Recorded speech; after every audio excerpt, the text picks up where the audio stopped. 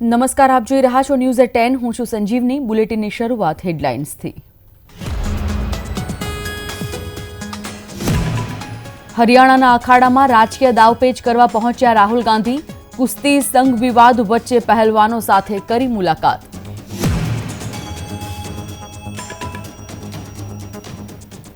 ગાંધીનગરમાં મુખ્યમંત્રી ભૂપેન્દ્ર પટેલની અધ્યક્ષતામાં આજે કેબિનેટ બેઠક. કોરોનાના વધતા કેસ સહિતના મુદ્દાઓ પર થશે ચર્ચા.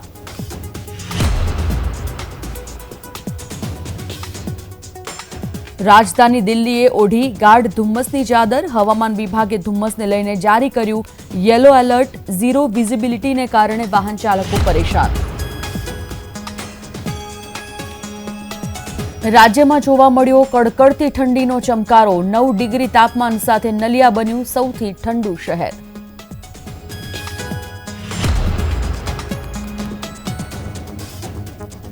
બોલિવૂડના ભાઈજાન સલમાન ખાનનો જન્મદિવસ. પરિવાર સાથે કેક કાપી ઉજવણી કરી.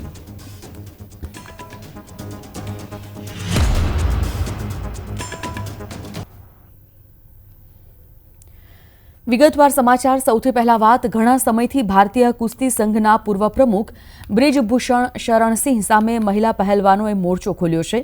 તેમની માંગ છે કે યૌન શોષણ કેસમાં બ્રિજભૂષણ સામે કડક કાર્યવાહી કરવામાં આવે.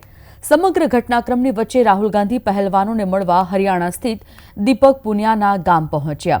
રાહુલ ગાંધીએ છારા ગામમાં વીરેન્દ્ર અખાડામાં પહેલવાનો સાથે મુલાકાત કરી, જ્યાં તેમની સાથે બજરંગ પુનિયા પણ હાજર રહ્યા. છારા ગામ દીપક પુનિયાનું ગામ છે, જે ઝજ્જર જિલ્લામાં આવેલું છે. દીપક અને બજરંગે આ વીરેન્દ્ર અખાડામાં જ કુસ્તીની શરૂઆત કરી હતી. મુલાકાત દરમિયાન રાહુલ ગાંધીએ પહેલવાનોના કરિયરમાં આવતી સમસ્યાઓ જાણી હતી. આપને જણાવી દઈએ કે આ પહેલા પ્રિયંકા ગાંધી પણ કુસ્તીને અલવિદા કહેનાર સાક્ષીને મળ્યા હતા. લોકસભા ચૂંટણીની તૈયારીઓને ધ્યાનમાં રાખીને આમ આદમી પાર્ટીના રાજ્યસભા સાંસદ તથા ગુજરાતના પ્રદેશ પ્રભારી ડોક્ટર સંદીપ પાઠક ગુજરાતની મુલાકાતે આવ્યા છે. ડોક્ટર સંદીપ પાઠકે પોતાની વાત રજૂ કરતા જણાવ્યું હતું કે આગામી 7મી જાન્યુઆરીના રોજ આમ આદમી પાર્ટીના રાષ્ટ્રીય સંયોજક અને દિલ્હીના મુખ્યમંત્રી અરવિંદ કેજરીવાલ તથા પંજાબના મુખ્યમંત્રી ભગવંત માન ગુજરાતની મુલાકાત લેશે. ધારાસભ્ય ચૈતર વસાવાની વિધાનસભા ખાતે એક જનસભામાં ભાગ લેવા આમ આદમી પાર્ટીના બંને નેતા આવશે.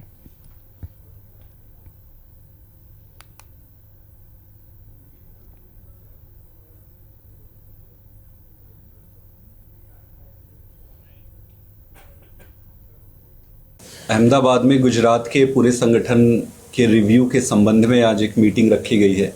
इस मीटिंग में हमारे सारे विधानसभा चुनाव लड़े हुए कैंडिडेट्स और संगठन के सारे प्रमुख पदाधिकारी आएंगे और संगठन के रिव्यू के साथ साथ एक चीज़ की घोषणा और करनी थी कि 7 जनवरी को गुजरात आएंगे हमारे नेता माननीय अरविंद केजरीवाल जी और साथ में आएंगे माननीय भगवंत मान जी.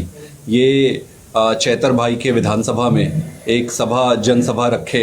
उस जनसभा को संबोधित करेंगे हमारे लीडर. રાષ્ટ્રીય રાજધાની દિલ્હી સહિત એનસીઆરમાં બુધવારે સવારે ગાઢ ધુમ્મસભર્યું વાતાવરણ જોવા મળ્યું. ધુમ્મસની અસર અન્ય શહેરો પર પણ પડી રહી છે. હવામાન વિભાગની આગાહી અનુસાર બુધવારે દિલ્હી એનસીઆરમાં ગાઢ ધુમ્મસનું યેલો એલર્ટ જાહેર કર્યું છે. આ સિવાય હવામાન વિભાગનું કહેવું છે કે નવા વર્ષની શરૂઆતમાં વેસ્ટર્ન ડિસ્ટર્બન્સ આવી શકે છે. ઉત્તર પશ્ચિમ અને મધ્ય ભારતના આસપાસના વિસ્તારોમાં 30 ડિસેમ્બરથી 2 જાન્યુઆરી સુધી હળવા વરસાદની સંભાવના છે. પંજાબ, હરિયાણા, ચંદીગઢ, દિલ્હી અને ઉત્તર પ્રદેશના અનેક ભાગોમાં 29 ડિસેમ્બર સુધી ગાઢથી અતિ ગાઢ ધુમ્મસની ચેતવણી જારી કરવામાં આવી છે. બીજી બાજુ રાજ્યમાં કડકડતી ઠંડીનો ચમકારો જોવા મળી રહ્યો છે, જેમાં 9 ડિગ્રી તાપમાન સાથે નલિયા સૌથી ઠંડુગાર શહેર રહ્યું. આ ઉપરાંત કંડલામાં 13, ભુજમાં 15, રાજકોટ, સુરેન્દ્રનગર, ડીસામાં 14 ડિગ્રી તાપમાન નોંધાયું. પાટનગર, ગાંધીનગરમાં 14 ડિગ્રી જ્યારે અમદાવાદમાં 16 ડિગ્રી તાપમાન રહ્યું. હવામાન વિભાગ દ્વારા કરવામાં આવેલી આગાહી અનુસાર રાજ્યમાં પવનની દિશામાં ફેરફાર જોવા મળી રહ્યો છે, જેમાં પવન ઉત્તરથી ઉત્તર પૂર્વ હોવાથી ઠંડીમાં આંશિક ઘટાડો નોંધાયો છે. તેમજ પૂર્વ તરફથી આવતા પવનના કારણે ભેજ આવશે, જેને કારણે ડિસેમ્બર મહિનાના અંતિમ દિવસોમાં વાદળછાયું વાતાવરણ રહેવાની સંભાવના છે.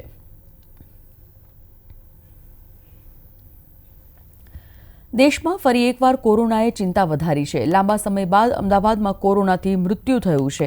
અમદાવાદમાં કોરોનાથી 82 વર્ષીય વૃદ્ધાનું મૃત્યુ થયું છે. આ મહિલાને કોરોનાની સાથે અન્ય બીમારીઓ પણ હતી. તેમની સારવાર ખાનગી હોસ્પિટલમાં ચાલી રહી હતી, જ્યાં તેમણે અંતિમ શ્વાસ લીધા. અમદાવાદ શહેરમાં ડબલ ઋતુની અસર જોવા મળી રહી છે. પાણીજન્ય રોગચાળો પણ વકરી રહ્યો છે. એવામાં શહેરમાં કોલેરાના 8 જેટલા કેસ સામે આવ્યા. બીજી બાજુ વાયરલ ઇન્ફેક્શનના કેસમાં પણ વધારો થયો છે. પાણીજન્ય રોગચાળાના કેસની જો વાત કરવામાં આવે તો ચાલુ માસમાં ઝાડા ઉલટીના 374 કેસ, ટાઇફોઇડના 283 અને કોલેરાના 8 કેસ નોંધાયા. અમદાવાદ શહેરમાં સાદા મેલેરિયાના 47 કેસ અને ડેન્ગ્યુના 71 કેસ નોંધાયા છે. મ્યુનિસિપલ કોર્પોરેશન વિસ્તારમાં મચ્છરજન્ય કેસીસ બાબતે સાદા મલેરિયાના ચાલુ માસ દરમિયાન 47 કેસીસ, ડેન્ગ્યુના ચાલુ માસ દરમિયાન 71 કેસીસ રિપોર્ટ થયેલા છે. હાલમાં મુખ્યત્વે જે ન્યુસન્સ મોસ્કીટો છે તેની કમ્પ્લેન પ્રજાજનો દ્વારા આવતી હોય છે, જે લોકો 155303 નંબર પર ડાયલ કરે છે અને કોર્પોરેશન દ્વારા આ વિસ્તારમાં હાલમાં ફોગિંગની કામગીરી કરવામાં આવે છે. ડેન્ગ્યુના કેસીસ, મલેરિયાના કેસીસમાં ક્રમશઃ ચાલુ માસ દરમિયાન ઘટાડો જોવો. વોટરબોર્ન ડિસીઝ બાબતે ઝાડા ઉલટીના ચાલુ માસ દરમિયાન 374 કેસીસ, ટાઇફોઇડના 283 કેસીસ રિપોર્ટ થયેલા છે. આ ઉપરાંત ચાલુ માસ દરમિયાન કોલેરાના 8 કેસીસ પણ રિપોર્ટ થયેલા છે, જેમાંથી મુખ્યત્વે વટવા વોર્ડમાંથી અને લાંબા વોર્ડમાંથી આ કેસીસ રિપોર્ટ થયેલા છે. ગાંધીનગરમાં મુખ્યમંત્રી ભૂપેન્દ્ર પટેલની અધ્યક્ષતામાં આજે કેબિનેટ બેઠક યોજાવાની છે. કેબિનેટ બેઠકમાં કોરોનાના વધતા કેસ અને આરોગ્ય વિભાગની તૈયારીઓ પર ચર્ચા થશે. આ ઉપરાંત વાયબ્રન્ટ સમિટને લઈને પણ બેઠકમાં ચર્ચા થશે. આ બેઠકમાં 31 ડિસેમ્બરની ઉજવણીના ભાગરૂપે કાયદો અને વ્યવસ્થાની પરિસ્થિતિ મામલે પણ ચર્ચા કરવામાં આવશે. આ સિવાય ગિફ્ટ સિટીમાં આપવામાં આવેલ દારૂ પરમિટ મામલે પણ ચર્ચા થઈ શકે છે. આગામી બજેટ સત્ર સહિત રાજ્ય સરકારના મહત્વના પ્રોજેક્ટ મામલે પણ કેબિનેટ બેઠકમાં ચર્ચા થશે. મુખ્યમંત્રી ભૂપેન્દ્ર પટેલે ભુજ ખાતે ₹29.21 કરોડના ખર્ચે નવનિર્મિત આઇકોનિક ભુજ બસ સ્પોટનું ઉદ્ઘાટન કર્યું અને લોકાર્પણ કર્યું. આ સિવાય તેમણે ₹266 કરોડના વિવિધ 18 વિકાસ કાર્યોનું લોકાર્પણ અને ખાતમુહૂર્ત કરી કચ્છીજનોને ભેટ આપી હતી. આ પ્રસંગે મુખ્યમંત્રી ભૂપેન્દ્ર પટેલે કહ્યું કે વિશ્વ કક્ષાના વિકાસના પ્રકલ્પોથી કચ્છ દુનિયામાં આકર્ષણનું કેન્દ્ર બન્યું છે. ત્યારે ભુજ બસ સ્પોટથી માત્ર કચ્છ જ નહીં પરંતુ સમગ્ર રાજ્યના પ્રવાસીઓને ઉત્તમ સુવિધા પ્રાપ્ત થશે. આ સાથે ગુજરાત સરકારે કચ્છના પ્રથમ સરહદી ગામ કુરન સુધી પાણી પહોંચાડ્યું છે. કચ્છના વિશ્વ પ્રસિદ્ધ સફેદ રણમાં ઉજવાતા રણોત્સવમાં આવતા દેશ વિદેશના સહેલાણીઓ માટે વધુ એક આકર્ષણ ઉમેરાયું છે. મુખ્યમંત્રી ભૂપેન્દ્ર પટેલે મંગળવારે લાઇટ એન્ડ સાઉન્ડ શોનો શુભારંભ કરાવ્યો. આ ઉદ્ઘાટન પ્રસંગે મુખ્યમંત્રી તેમજ અન્ય મહાનુભાવો ઉપસ્થિત રહ્યા હતા. આ લાઇટ એન્ડ સાઉન્ડ શો મારી ભૂમિ, કચ્છની ભૂમિ, રણની ભૂમિ, યુદ્ધની ભૂમિ થીમ પર તૈયાર કરવામાં આવ્યો છે, જેમાં સફેદ રણ, હડપ્પીય સભ્યતાનું ધોળાવીરા, લખપત ખાતે આવેલ બૌદ્ધ ધર્મની ગુફાઓ, કોટેશ્વર મહાદેવ અને નારાયણ સરોવર, કચ્છના કુરુક્ષેત્ર સમૂહ, ઝરાનું યુદ્ધ, કચ્છની વીરાંગનાઓએ પાકિસ્તાન સામેના યુદ્ધમાં તૂટેલા એર સ્ટ્રીપને ફરી ઊભા કર્યા તે ઘટના, રક્ષક વન, કચ્છની હસ્તકલા, કસબ અને કારીગરી, કચ્છની શૌર્ય અને વીરતા, 26મી જાન્યુઆરી 2001માં કચ્છમાં આવેલ વિનાશક ભૂકંપ અને તેમની સ્મૃતિમાં ભુજમાં બનેલ સ્મૃતિવન, વિશ્વના સૌથી મોટા રિન્યુએબલ એનર્જી પાર્ક વગેરે આકર્ષિત રીતે રજૂ થયેલા કચ્છના ઇતિહાસ અને સંસ્કૃતિના પાસાઓ નિહાળ્યા હતા. પ્રવાસનને વેગ આપવા માટે રાજ્ય સરકારે હવે રાજ્યના પ્રસિદ્ધ યાત્રાધામો માટે ખાસ હવાઈ મુસાફરીનો આરંભ કરવાનો નિર્ણય કર્યો છે, જે અંતર્ગત સોમનાથ, અંબાજી, વડનગર અને કચ્છ જેવા પ્રવાસનના સ્થળોએ જોય રાઇડ સેવા શરૂ થવા જઈ રહી છે. અમદાવાદ મ્યુનિસિપલ કોર્પોરેશન દ્વારા દર વર્ષે કાંકરિયા કાર્નિવલનું આયોજન કરવામાં આવે છે, જેને લઈને ફાયર વિભાગ દ્વારા ખાસ અલગ વ્યવસ્થા કરવામાં આવી છે. તળાવની અંદર પણ એક બોટ તૈનાત કરવામાં આવી છે. સાથે રાઉન્ડ ધ ક્લોક ફાયરના જવાનો પેટ્રોલિંગ કરે છે. ફાયર વ્હીકલ તેમજ સાધનો પણ ઉપલબ્ધ રાખવામાં આવ્યા છે. કાર્નિવલમાં આવતા લોકોને પણ સાવચેતી રાખવાની સલાહ આપવામાં આવી છે. કાંકરિયાને ફરતે જેટલા સ્ટેજ બનાવેલા છે તે સ્ટેજની બાજુમાં આપણો એક મિની ફાયર ફાઇટર વોટર બાઉઝરની વ્યવસ્થા કરેલી છે. તેમજ કાંકરિયાને ફરતે જે કોઈ માણસો આપણા રાખેલા છે, જેથી કરીને કાંઈ અનિચ્છનીય બનાવ ન બને અને કાંઈ બને તો આપણે ઝડપથી એને પહોંચી વળીએ. એ ઉપરાંત આપણે એક બોટ આપણે કાંકરિયાની અંદર ઉતારેલી છે, જે રાઉન્ડ ધી ક્લોક અત્યારે પેટ્રોલિંગ કરી રહી છે, કે જેથી કરી અને બધી જગ્યા ઉપર આપણે ધ્યાન રહી શકે.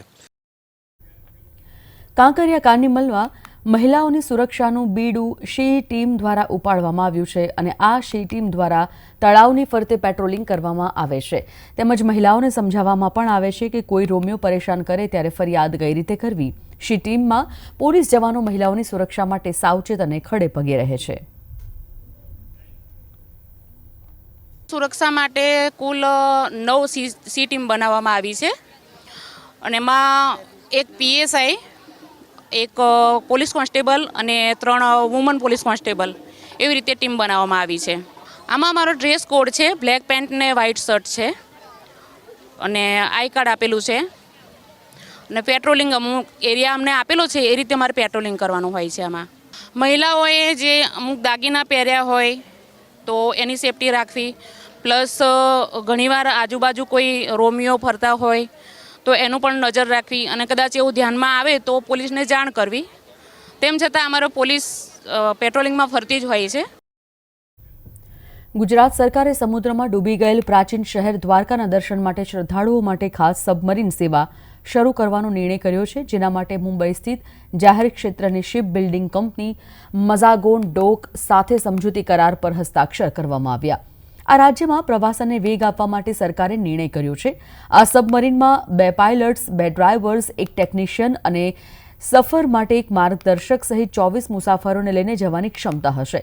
સબમરીન અરબી સમુદ્રમાં 300 ફૂટ નીચે જઈ જશે, જ્યાં પ્રાચીન શહેરના અવશેષોની સાથે કેટલાક દુર્લભ દરિયાઈ જીવ પણ જોવા મળશે. સબમરીનથી પ્રાચીન નગરી સુધી લઈ જવાના સરકારના નિર્ણયથી દ્વારકા આવતા યાત્રાળુઓ ખૂબ ખુશ છે. અહીંયા દ્વારકાધીશના દર્શન કરવા માટે આવી છું. અહીંયા દર્શન એટલા સરસ થયા છે અને અહીંયા આવીને એક અલગ જ અનુભવ થાય છે અને બસ સરસ જગ્યા છે, મજા આવે છે. અને બીજું તો અહીંયા આવીને જાણવા મળ્યું છે કે સબમરીન સ્ટાર્ટ થવાની છે કે જે દરિયામાં અંદર આપણને વચ્ચે લઈ જઈ અને દ્વારકાધીશના દર્શન કરાવશે અને દ્વારકાધીશના દર્શન કરીને અમે પણ આહલાદક સરસ અનુભવ કરી શકીશું તેનો. બસ હવે सबमरीन जल्दी स्टार्ट થઈ જાય, હું સેકન્ડ ટાઈમ આવીએ ત્યાં સુધી બસ એ દ્વારકાધीश ने प्रार्थना. जय द्वारकाधीश. मैं चाहती हूँ सरकार से ये रिक्वेस्ट करना चाहती हूँ कि एक सबमरीन स्टार्ट की जाए जिसमें सारे यात्री जाएं और अपनी पुरानी द्वारिकाधीश जो हमारे कृष्ण भगवान जहाँ रहे थे, जहाँ उन्होंने राज किया है, जो अपनी दासियों के साथ और अपनी रानियों के साथ रहे हैं, वो सारे श्रद्धालु देखें और उसका यात्रीगण अच्छे से अच्छा लाभ उठाएं. सबको हमारी जो आने वाली पीढ़ी है उसको और नॉलेज मिले कि हमारी द्वारिका कैसी थी, ये द्वारिका कैसी है, उसमें पता चले उन लोगों को. तो जल्दी से जल्दी इसको स्टार्टअप किया जाए और उसका सारे यात्रीगण लाभ उठाएं. નાતાલ અને નવા વર્ષની રજાઓને કારણે હાલ દરેક હિલ સ્ટેશન પર સહેલાણીઓનો ધસારો જોવા મળી રહ્યો છે. જમ્મુ કાશ્મીરનું ગુલમર્ગ પણ તેનાથી બાકાત નથી રહ્યું. કાશ્મીરના હિમાચ્છાદિત શિખરોની વચ્ચે વસેલા ગુલમર્ગને જોવા માટે મોટી સંખ્યામાં પ્રવાસીઓ પહોંચ્યા. મનમોહક દ્રશ્યો ઉપરાંત ગુલમર્ગ એ ભારતમાં શિયાળુ રમતોનું કેન્દ્ર સ્થાન પણ છે. ગુલમર્ગમાં Indian Institute of Skiing and Mountaineering, જેની સ્થાપના પ્રવાસન મંત્રાલય દ્વારા 5 દાયકા કરતાં પણ વધુ સમય પહેલાથી કરવામાં આવી હતી, તે સ્કીઇંગ અને પર્વતારોહણના કરવાનો અનુભવ પ્રવાસીઓને આપે છે. बहुत ही मज़ा आया. मेरे फ्रेंड्स भी बहुत ही हैप्पी हैं क्योंकि मैं उन्हें यहाँ लेके आई कि गुलमर्ग में बहुत स्नो है, अच्छा है, बहुत मज़ा आ रहा है. हमने जेट स्की भी किया और फिर आप देख ही रहे हैं, मैं बैठी हूँ, बहुत मज़ा आ रहा है. स्केटिंग किया है, बहुत मज़ा आ रहा है. बहुत सही एक्सपीरियंस है, ठंडी है, लोग बहुत अच्छे हैं, बिहेवियर बहुत अच्छा है लोगों का, सब कुछ सही है अभी तक तो. So how is this experience with snow different? It's very good as this is for me this is my first time, so it's very nice. कि इस बार हमने अपने वेबसाइट वाले से बात किया तो उस टाइम पे हम लोग की जो सीट्स भरी गई है वो 2 मिनट 56 सेकंड में सारी सीट्स फुल हो गई थी और 40,000 लोग एक समय पे लॉगिन कर रखे थे. तो उसके बाद अभी भी हमारे पे इतने मेल आते हैं कि हमें सीट दे दो, हमें ये कर दो. बट हमारा एक्चुअली प्रॉब्लम क्या है कि हमारी अकोमोडेशन हमने 80 की ही रखी है, तो इस वजह से हम लोग 80 लोगों को ही अकोमोडेट कर पाते हैं एक कोर्स पे. बहुत अच्छा लग रहा है, बहुत एंजॉय. बर्फ है, सब कुछ अच्छा है, एंजॉय कर रही हूँ। यहाँ का लोग बहुत अच्छा है। ये तो मेरा फर्स्ट बार है, मैं दोबारा आने के लिए फिर सोचूंगी। बहुत अच्छा, कश्मीर बहुत अच्छा लगा। Gulmarg is like really beautiful. Kashmir is really beautiful. Landscapes are very beautiful. Snow-covered mountains, trees, very beautiful. People are very nice. Food is okay for vegetarians. And I think infrastructure facilities could be better. Yeah, like washrooms are not neat at places, and like some places are really muddy. So like I don't know like how it works, but infrastructure could be a little better. આજે 27 ડિસેમ્બરના રોજ બોલિવૂડના ભાઈજાન કહેવાતા સલમાન ખાનનો 58મો જન્મદિવસ છે. સલમાન ખાન દર વર્ષે પોતાનો જન્મદિવસ પનવેલ સ્થિત ફાર્મ હાઉસ પર સેલિબ્રેટ કરે છે, પરંતુ આ વર્ષે સલમાને પોતાનો જન્મદિવસ પરિવાર અને મિત્રો સાથે બહેન અર્પિતા ખાનના ઘર પર સેલિબ્રેટ કર્યો, જેનો વિડીયો સોશિયલ મીડિયામાં ખૂબ જ વાયરલ થઈ રહ્યો છે. સલમાન ખાનના પરિવાર માટે 27 ડિસેમ્બરનો દિવસ ખૂબ ખાસ હોય છે. આ દિવસે સલમાનની સાથે અર્પિતાની દીકરી આયત ખાનનો પણ જન્મદિવસ છે. એવામાં સલમાન ખાને ભાણી સાથે પોતાની બર્થડે કેક કાપી હતી. આ પ્રસંગે સમગ્ર ખાન પરિવાર ભેગો થયો હતો. બીજી બાજુ મોટી સંખ્યામાં અભિનેતાના સમર્થકો તેના ઘરની બહાર પોતાના ફેવરિટ સ્ટાર્સની એક ઝલક જોવા માટે કલાકોથી રાહ જોઈ રહ્યા હતા. વર્તમાન સમયમાં ભૂલાતી જતી ભારતીય સંસ્કૃતિને જીવંત કરવા માટે ડીસામાં કલ્ચરલ ફેશન શોનું આયોજન કરવામાં આવ્યું હતું, જેમાં 100થી વધુ બાળકોએ તેમના માતા પિતા સાથે રેમ્પ વોક કરીને ભારતની વિવિધતામાં એકતા દર્શાવતી સંસ્કૃતિના દર્શન કરાવ્યા. સામાન્ય રીતે ફેશન શોમાં વેસ્ટર્ન કલ્ચરને લગતા પોશાકો પહેરીને મોડેલ દ્વારા રેમ્પ પર કેટવોક કરવામાં આવતું હોય છે, પરંતુ બનાસકાંઠા જિલ્લાના ડીસામાં અલગ જ પ્રકારના ફેશન શોનું આયોજન કરવામાં આવ્યું હતું. આ ફેશન શોનું નામ કલ્ચરલ ફેશન શો હતું અને તેનો હેતુ નવી પેઢી ભારતીય સંસ્કૃતિથી પરિચિત થાય તેવો હતો. ડીસા ખાતે યોજાયેલા આ કલ્ચરલ ફેશન શોમાં 100 કરતાં વધારે બાળકોએ તેમના માતા પિતા સાથે ઉત્સાહથી ભાગ લીધો હતો અને દેશના 28 રાજ્યોની ઓળખ સમાન પોશાક પહેરીને રેમ્પ પર વોક કર્યું હતું. ડીસા ખાતે યોજાયેલા આ કલ્ચરલ ફેશન શોને નિહાળવા માટે વિશાળ સંખ્યામાં લોકો પણ ઉમટી પડ્યા હતા.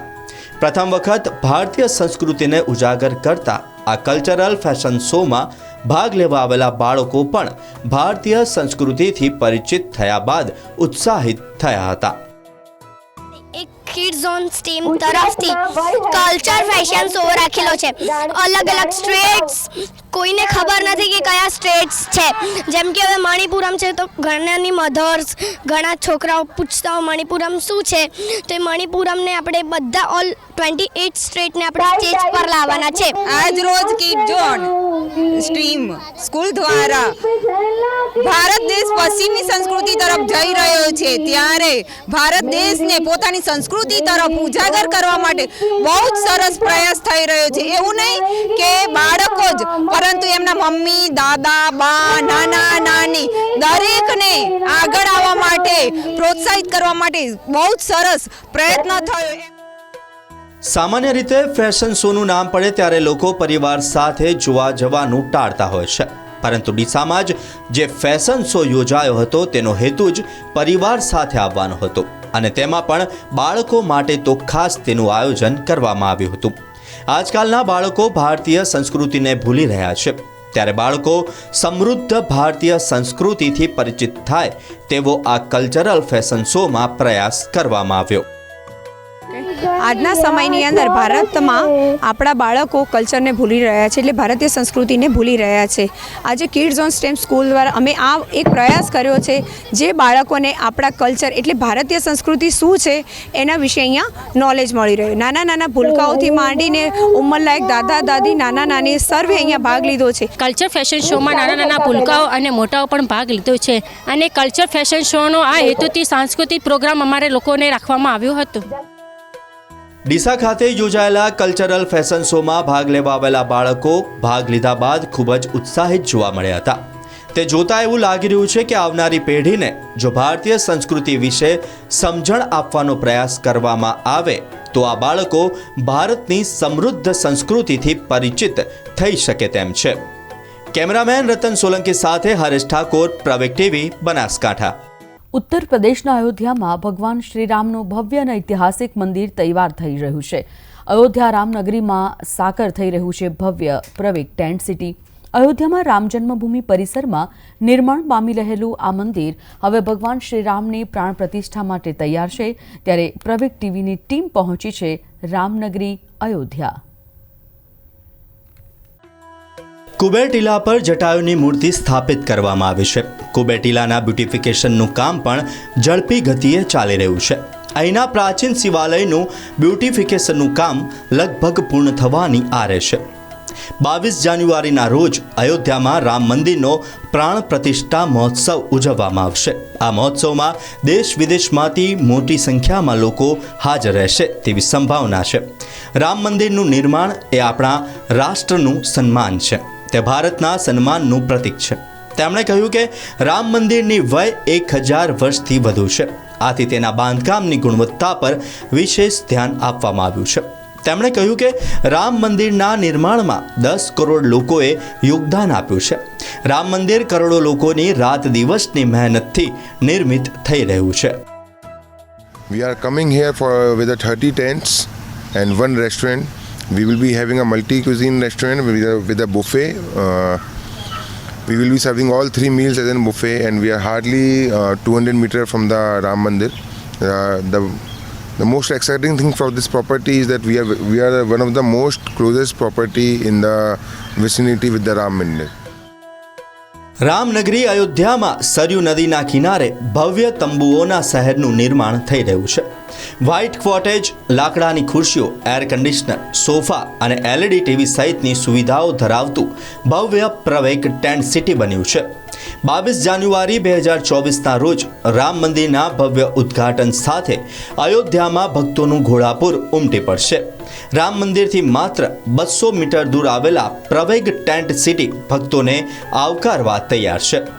આંતરરાષ્ટ્રીય ધાર્મિક પ્રવાસન સ્થળમાં વિકાસ માટે ₹57,000 કરોડની ફાળવણી કરવામાં આવી છે. ઇન્ફ્રાસ્ટ્રક્ચરના અનેક કામ હાલમાં અયોધ્યા ખાતે ચાલી રહ્યા છે. શહેરના મુખ્ય પ્રવેશ માર્ગથી રામ મંદિર સુધીનો 10 કિલોમીટર વિસ્તારમાં હોમસ્ટે અને હોટલો તૈયાર કરાઈ છે. રસ્તાના બાકીના ભાગોનો વિકાસ ચાલુ છે. સત્તાવાળાઓએ મુલાકાતીઓને મંદિર સુધી લઈ જવા માટે વાહનોની વ્યવસ્થા કરી છે.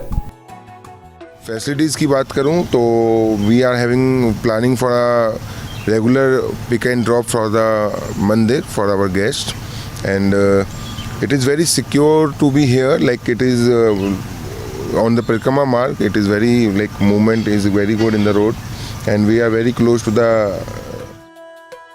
આધ્યાત્મિક નગરી અયોધ્યા પ્રવાસીઓના સ્વાગત માટે થનગની રહી છે.